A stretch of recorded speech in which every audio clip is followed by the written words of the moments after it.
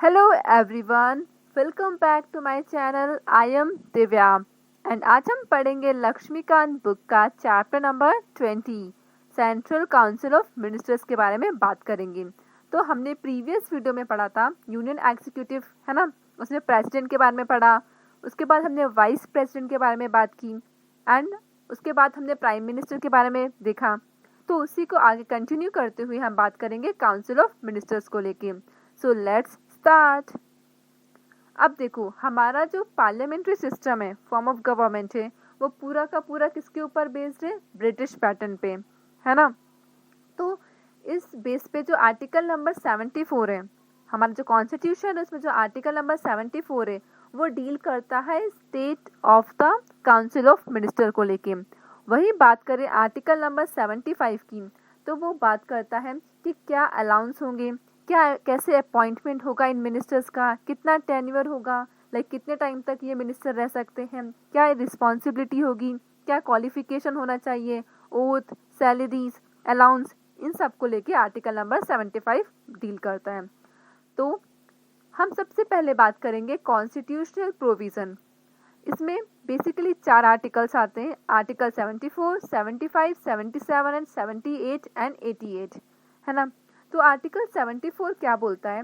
There shall be a council of minister, एक council of minister होना चाहिए और उनका जो लीडर होगा वो कौन होगा? प्राइम मिनिस्टर होगा, है ना, जो उनको हेड करेगा। अब ये जो प्राइम मिनिस्टर होंगे वो मेडिएटर होंगे किनके बीच में? इन काउंसिल ऑफ मिनिस्टर और प्रेसिडेंट के बीच में। तो जितनी भी जो भी पॉलिसीज बनाई जाएगी पार्लियामेंट में, जो भी बिल होगा, है ना, उन सबको प्रेसिडेंट तक पहुंचाने का काम किसका होगा? प्राइम मिनिस्टर का। तो प्राइम मिनिस्टर यहाँ पे एक मीडिएटर की तरह एक्ट करते हैं। अब बात करें आर्टिकल नंबर 75 की, तो पहला पॉइंट ये बोलता है कि जो प्राइम मिनिस्टर होंगे उनको अपॉइंट करने का काम होगा प्रेसिडेंट के पास में। वहीं प्रेसिडेंट ही अपॉइंट करेंगे मिनिस्टर्स को, लेकिन यहाँ पे मिनिस्टर्स को का जो रिकमेंडेशन होगा, है ना, वो किसके हाथ में होगा? वो प्राइम मिनिस्टर के हाथ में होगा। लाइक प्राइम मिनिस्टर के पास ही ये राइट है कि वो चूज कर सकते हैं कि किसे मिनिस्टर बनाना चाहिए, लाइक हाँ, किसे कौन सा डिपार्टमेंट मिलेगा, है ना। तो ये रिकमेंड कौन करेगा? प्राइम मिनिस्टर करेंगे। किससे? प्रेसिडेंट से। और रिकमेंड करने के बाद जो प्रेसिडेंट है उनको प्राइम मिनिस्टर की बात माननी पड़ेगी और उस पर्टिकुलर पर्सन को मिनिस्टर अपॉइंट करना पड़ेगा। तो इससे ये बात समझ में आती है कि हमारे यहाँ जो प्रेसिडेंट है वो एक नॉमिनल हेड है, जो मेन पावर होती है वो पूरी प्राइम मिनिस्टर के पास में होती है। अब वहीं पे सेकंड पॉइंट ये है कि जो टोटल स्ट्रेंथ होगी मिनिस्टर्स की, है ना, लोकसभा में, वो जो टोटल स्ट्रेंथ होगी उससे 15% से ज़्यादा नहीं होनी चाहिए, है ना। और इस 15% में 15% में मिनिस्टर्स भी इंक्लूड रहेंगे और प्राइम मिनिस्टर भी इंक्लूड रहेगा। ये हुआ था 91st कॉन्स्टिट्यूशनल अमेंडमेंट एक्ट 2003, है ना। ये बहुत ही इंपॉर्टेंट है, एग्जाम पॉइंट ऑफ व्यू से लेके बात करें तो ये अमेंडमेंट बहुत इंपॉर्टेंट है। इसमें एक और चीज़ ऐड हुई थी कि जो भी मेंबर होगा, फिर चाहे वो किसी भी पार्टी से बिलोंग करता हो या किसी भी हाउस का हो, लोकसभा का हो या राज्यसभा का हो, अगर वो डिस्क्वालीफाई हो रहा है on the ground of defection, ठीक है, अगर वो डिस्क्वालीफाई हुआ तो उसकी जो मिनिस्टर वाली अपॉइंटमेंट है वो भी डिस्क्वालीफाई हो जाएगी, है ना। तो इस जो 91st अमेंडमेंट एक्ट 2003 का था, इसमें ये बात भी मेंशन है। एंड जो मिनिस्टर्स हैं वो ऑफिस को होल्ड करते हैं during the pleasure of the president, मतलब प्रेसिडेंट के पास ये राइट है कि वो किसी भी मिनिस्टर को डिसमिस कर सकते हैं या डिस्क्वालीफाई कर सकते हैं। एंड जो काउंसिल ऑफ मिनिस्टर्स हैं वो कलेक्टिव रिस्पॉन्सिबल होंगे लोकसभा को। अब बात करें हम आर्टिकल नंबर 77 की, तो ये बात करता है conduct of business of the government, कि जो हमारा जितना भी एग्जीक्यूटिव एक्शन होता है ना गवर्नमेंट का, जो पॉलिसीज बनाई जाती है, जितना एग्रीमेंट होता है, वो सब होता है प्रेसिडेंट के नाम पे। मतलब यहाँ जो प्रेसिडेंट है उसी के सिग्नेचर के बाद ही कोई पॉलिसीज या कोई एग्जीक्यूटिव का काम किया जाता है। और अगर हम चलते हैं अब आर्टिकल नंबर 78 की तरफ कि क्या ड्यूटीज होती हैं प्राइम मिनिस्टर के पास, तो ये हमने प्रीवियस वीडियो में काफ़ी अच्छे से पढ़ा था, है ना, कि यहाँ जो प्राइम मिनिस्टर है वो कम्युनिकेट करता है प्रेसिडेंट को जितना भी डिसीजन होता है काउंसिल ऑफ मिनिस्टर का, है ना, किसके बारे में? यूनियन और उनके जो प्रपोजल्स होते हैं लेजिस्लेशन में, ठीक है। और जितना भी और एक और काम होता है इसका, ये फर्निश करता है इंफॉर्मेशंस को relating to the administration of the affair of the union and proposal for legislation as the president may call for. अब क्योंकि जो बाद में कोई भी, देखो क्या होता है, कोई भी जो बिल पास होता है लोकसभा या राज्यसभा में, वो बिल एक्ट में कब बनेगा, जब उसमें प्रेसिडेंट अपना एसेंट देंगे, है ना। जब प्रेसिडेंट अपना एसेंट देंगे तभी वो जो बिल है वो क्या बनता है, एक्ट बनता है। तो ये तो इसलिए क्या होती है, जो प्राइम मिनिस्टर है उसकी ये इंपॉर्टेंट ड्यूटी बनती है, ठीक है। तो वो कम्युनिकेट करता है प्रेसिडेंट के पास में जितने भी एग्जीक्यूटिव काम किए जाते हैं पार्लियामेंट में। अब चलते हैं आर्टिकल नंबर 88 की तरफ। तो देखो, जो कुछ मिनिस्टर्स होते हैं उनकी कुछ राइट्स होते हैं अपने रिस्पेक्ट हाउस को लेके, है ना। जितने भी मिनिस्टर हैं उनके पास ये राइट है, राइट टू स्पीक, कि वो बोल सकते हैं, and take part in proceeding of the either house. अब देखो, दो हाउस होता है, लोकसभा और राज्यसभा, वहाँ पे जो प्रोसीडिंग्स होती है उसमें वो पार्टिसिपेट कर सकते हैं। और जो कमिटी होती है पार्लियामेंट की, है ना, विच में ही be in named a member, अगर वो उसके मेंबर है तो उसमें पार्टिसिपेट करते हैं, ठीक है। But he shall not be entitled to vote. तो ये कुछ आर्टिकल्स थे जो आते हैं कॉन्स्टिट्यूशनल प्रोविजन में। अब नेक्स्ट चलते हैं nature of advice by ministers. क्या नेचर होगा, है ना।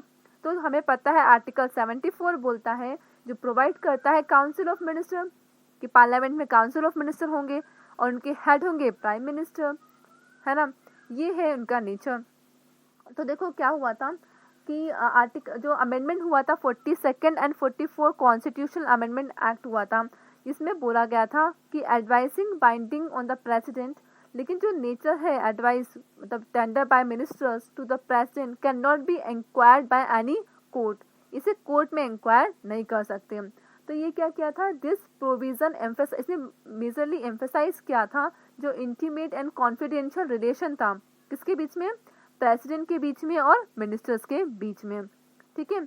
तो फिर 1971 में क्या हुआ, सुप्रीम कोर्ट ने एक हेल्ड इट इवन आफ्टर, अगर लोकसभा का डिसोल्यूशन भी हो जाए, एक बार लोकसभा रद्द कर दी गई, तो जो काउंसिल ऑफ मिनिस्टर है ना, does not cease to hold office, फिर वो मतलब उनकी सीट्स क्या हो जाएगी, खाली हो जाएगी।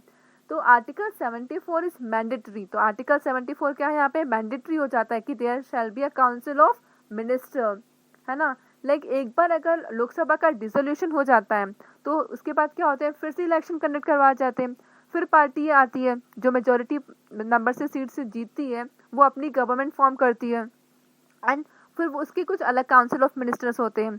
तो ये बात थी nature of advice by ministers में। अब बात करते हैं अपॉइंटमेंट ऑफ मिनिस्टर्स की, हम कैसे मिनिस्टर्स को अपॉइंट करते हैं।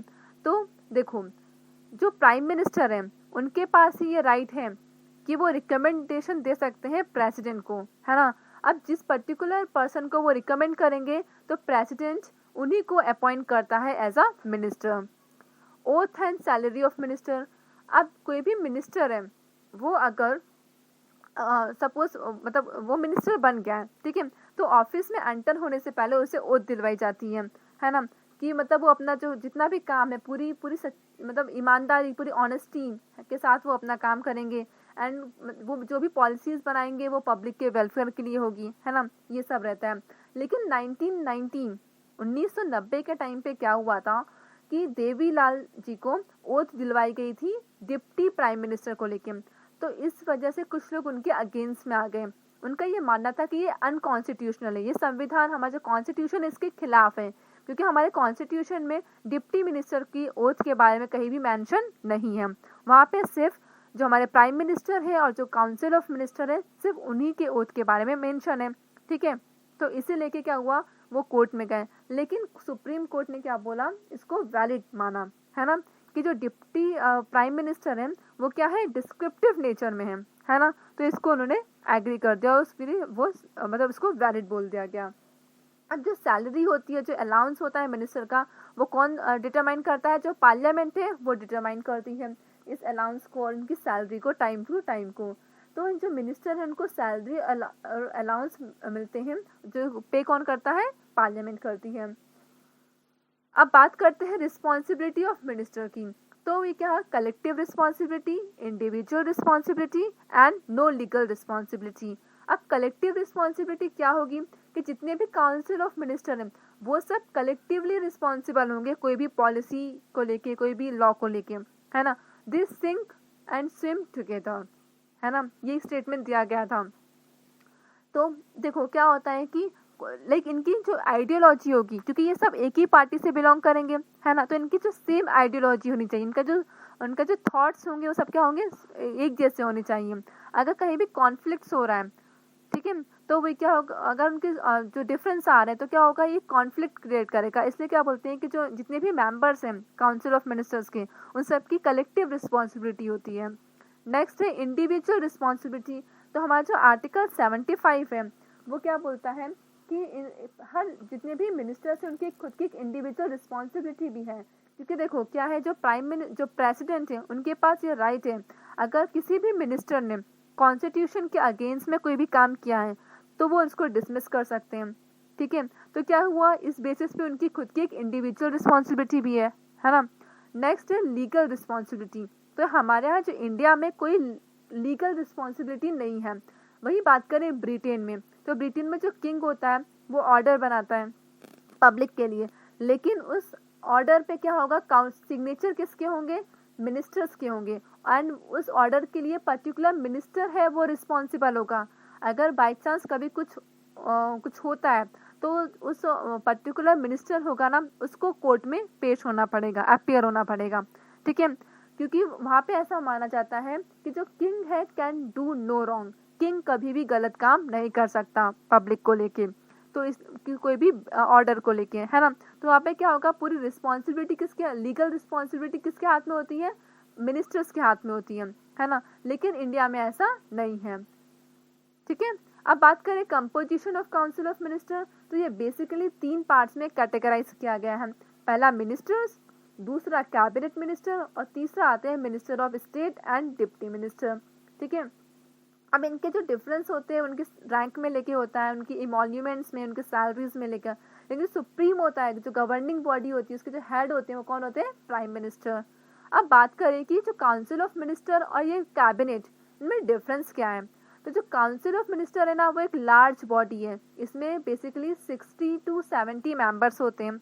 वहीं पे जो कैबिनेट है वो एक स्मॉल बॉडी है, इसमें 15 से 20 मेंबर ही होते हैं। एंड इनके ये फ्रीक्वेंटली क्या है, मिलते रहते हैं और मीटिंग्स करते रहते हैं।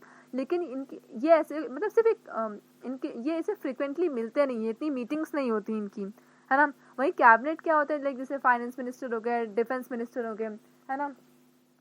तो अब यहाँ पे क्या होता है, जो काउंसिल ऑफ मिनिस्टर्स हैं इनकी कलेक्टिव रिस्पॉन्सिबिलिटी होती है lower house of the parliament. वहीं पे कैबिनेट की बात करें तो ये क्या होते हैं, ये एनफोर्स करते हैं collective responsibility of council of minister to the lower house of parliament, है ना। तो कैबिनेट क्या है, एक स्मॉल बॉडी है ना, जिसमें 15 से 20 मेंबर ही होते हैं। वही काउंसिल ऑफ मिनिस्टर क्या है, एक लार्ज बॉडी है। तो ये तो हो गई इनमें डिफरेंस की बात। अब देखते हैं कि कैबिनेट का क्या रोल रहता है। तो देखो ये क्या है, हाईएस्ट डिसीजन मेकिंग अथॉरिटी होती है in our political administrative system. हमारा जो एडमिनिस्ट्रेटिव सिस्टम है उसमें जो इनकी जो डिसीजन मेकिंग अथॉरिटी हाईएस्ट होती है ना। लाइक ये जो बोलेंगे वो सबको मानना पड़ेगा। लाइक फाइनेंस मिनिस्टर में सपोज निर्मला सीतारमन जी हैं, वो कोई भी फाइनेंस से रिलेटेड लॉ लाएंगी तो वो क्या हो जाएगा, वो सबको माननी पड़ेगी, वो क्या होंगी, हाईएस्ट डिसीजन मेकिंग अथॉरिटी है, ठीक है। It is the chief policy formulating body of the central government.